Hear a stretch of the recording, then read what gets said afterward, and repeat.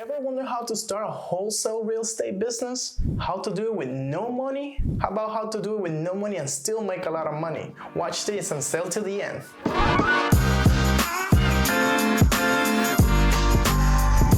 Hi guys, welcome to my channel. My name is Jose and I'm a real estate investor and an entrepreneur at heart. Today we're going to be talking about how to start a wholesale real estate business.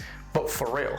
How about we just start with the definition of wholesale? So what is wholesale? Wholesale, it's selling goods in large quantities at low prices to be retailed by others. So the key here is low prices. In this case, we're talking about real estate. But how? How do you buy this at low prices? Let's talk about this. Let me be clear, it doesn't matter where you live, it doesn't matter what you do. You can do this anywhere, really. The whole thing can be simplified into three things, and that is finding the property, getting the property under contract, and selling that contract. That's it. That really, all of the other stuff is just different variations of the same goal. Mind you, I said sell the contract. Wholesalers are not trying to get properties under their name or the LLC. They're not taking title, they're selling their contract. Pay attention to those things. So first, how do you find this property? There are many different ways. You can either go the free way, like you don't spend any money, which obviously means you have more time, or you could go the pay way, which means that you have more money, but maybe you have less time, right? Can you scale both of them? Yes. Do they both work? Yes. So why would you even go into the paid marketing and not just going through the free one? Because the free one takes a lot more time. All right, so we're gonna do a quick hit of the things that you can do because there is a lot of videos out there about how to do this. So we're gonna do really quickly what you could do if you have no money. For example, you want to go to the freeway. You can do something called driving for dollars, D4D. That means that you are driving around a neighborhood and you're finding the ugliest house that is in a nice neighborhood. Maybe that person is either needs to do something to the house, can't afford it, or just maybe the property is vacant. Whatever the reason may be, that's the property you want to target. So the other one could be door knocking. Same type of situation, but rather than be driving around, you go knocking on doors. Like a salesperson, like an old school salesperson. Yes, that still works. But obviously be careful. Don't be knocking on the random property that says, do not disturb me, because you're gonna get in trouble. So obviously just common sense. And there's bandit signs. You know, you've seen them. Usually people frown upon them and people don't like those. For some people it works. So for you, you have to measure whether it is worth it. People may call, people may not call. So it's kind of like a gray area in that way. So is it worth it for you? Is it worth the effort? That's your own life, your own decision. Also, we have networking and referrals. So when I'm talking about networking, it's really the old school way of just talking to everyone you know and you people you don't know too, and just telling them what you do, right? This is a numbers game in this case when you're doing networking, because you have to let people know what you're doing, because otherwise how will they know you're buying houses? So this is networking, and referrals means that you not only tell people that you're doing it, you tell them that there's a reward for them if they come to you with properties. That's how you can scale this part. Like you can have people doing driver for dollars for you, you can have people doing door knocking for you, you can have people doing bandit signs for you. So all of this is ways that you can actually scale it. But like I said, you gotta measure what the opportunity cost is here for you and whether it's something that you wanna build, maybe something that you wanna do a branding out of it. Pay attention to what your goals are with this wholesale real estate business. Now we're talking about the paid marketing. There is tons, and I mean tons of ways of doing this. Honestly, like there are so many tools out there that you can easily become overwhelmed about how to do these things. In the bigger scope of things is that you're trying to find the seller. You're trying to find the person who wants to sell the house. And this could be for a million of reasons, right? They could be either, they're old, they're willing to move into a smaller place because the new place is too big, something with age, maybe they're having some type of family affair issue, or maybe the house is vacant, or also it could be that just the house is just not being well taken care of for many, many years, and now it's time for it to be remodeled. Right? So it could be a million things. It's up to you to actually find these properties and make a good offer out of them. Obviously, remember that the literal definition of wholesale is to get it at low prices. So that's your goal. So how do you do this? You have to find what we call list of people, and then you have to find a way to contact them. So how do you contact them?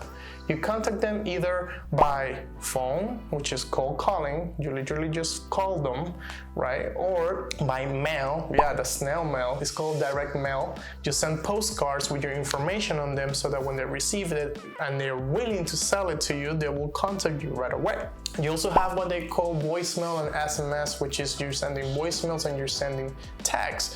But with this one, you have to be really careful that you follow the laws and whatever it is necessary for you to have your business going in the right direction, because this is probably something that you can get your phone numbers flagged. It becomes really tedious to just keeping up with this type of leads. So the next one is PPC, or pay-per-click. And this one is where you're gonna do a Facebook ad or an ad in social media where people can come click on it. Once they click on it, they have to be redirected to somewhere. This somewhere is a website for you, a website where people can put their information and send it to you so that you can follow up with them, try to get in a good negotiation with them. And that's how you get the person to get the property under contract. Okay, before we go even any further down the line, I'm spending a lot of time in this part because I have the privilege to meet people who are investors who are running multi-million-dollar wholesale real estate operations.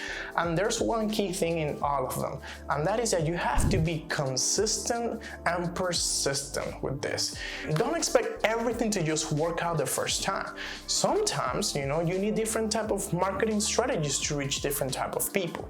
And that's just the way it is. That's just marketing, right? So some people may even look at their mail. Some people are on their phone the whole time. Some people don't even know how to text, but they prefer the phone call. You really have to think about how you're going to reach your target. So that's important. From them, I've seen that they really focus on these consistencies that I'm telling you about, but there has to be a way for them to measure it. And they do it through KPIs. Right, so what is a KPI? Key Performance Indicator. So that is a way for you to measure, like actually put something into numbers that you can measure it. And once you measure it, that becomes like little goals. And these goals have little actions. You can say, for example, this number of leads, it's coming from my PPC marketing, or it's coming from my driving for dollars marketing. And then this number of leads have transformed into a locked contract. So then you have a percentage of them. And then that's a percentage number that you can, strive to get a higher percentage. 5, 10, depends on, you, if you have just working on your own, or if you have a team working with you. So that's something that you can measure and figure out how your performance can improve from there. So people who are running this on a high level, they are doing this type of thing. So something to keep in mind. All right, so for the next part is like locking it up. Locking it up is really simple. All you have to do is agree on terms with the seller. There's going to be different ways that you can actually negotiate with the seller. I'll make another video about negotiations with a seller, but this is not this video. But really simply, it's all about signing that contract. When you sign the contract and then the other person signs the contract, we're not going to talk about what's inside the contract. If you want one for free, come follow me on Instagram and tell me that you watched this video and I'll give you my contract for free. No problem there. But typically what you want to have is that contract signed by both parties. And then you go with that contract to the title company. And then from there, you go into the next step. What's the next step? The next step is selling that piece of paper. Selling that contract, because that's when you make that money. And you're here for it because you want to start a real estate wholesale operation. You can make really fast money with this because you're flipping contracts. So you need to find people who are willing to buy that contract from you. So who are these people and where do you find them? That's really important because that's how you make the money. So these people are going to be flippers, real estate investors, or even sometimes institutional buyers. It really depends on what you have under contract. And this doesn't just apply to single family. I know that a lot of wholesalers just narrowly focus on single families. You can wholesale multifamily. You can wholesale any property, because all you're doing is wholesaling a piece of paper. You're wholesaling a contract. You can wholesale anything. So long as you have a good deal, people will get it. But how do you find them? To really find them, you have to do two things. It's networking and organization. Why networking? Networking because, again, you have to tell people what you're doing so they know that you are actually getting properties under contract and they will want to buy your properties. And then organization because each one of your potential buyers will have their own criteria, their own preferences, right? So you need to know what properties you have to send to each one of them. You can automate this really easily with an email list, or you can just send them texts. It depends on you, but this is just really a way for them to know what you have under contract and something that you can leverage. You know, you can leverage technology and then you make it easy on yourself, and people will love you for this because that's how people like me get properties to flip. Let me tell you something. If you're having a hard time trying to find this type of people, you can easily go to Facebook, get in a group, a real estate group, and just literally just ask, hey, I am a wholesaler looking to update my cash buyer list. And people will just write their email right below it. It's really simple. And if you're having a hard time, hey, I'm Jose and I'm a real estate investor. Hi.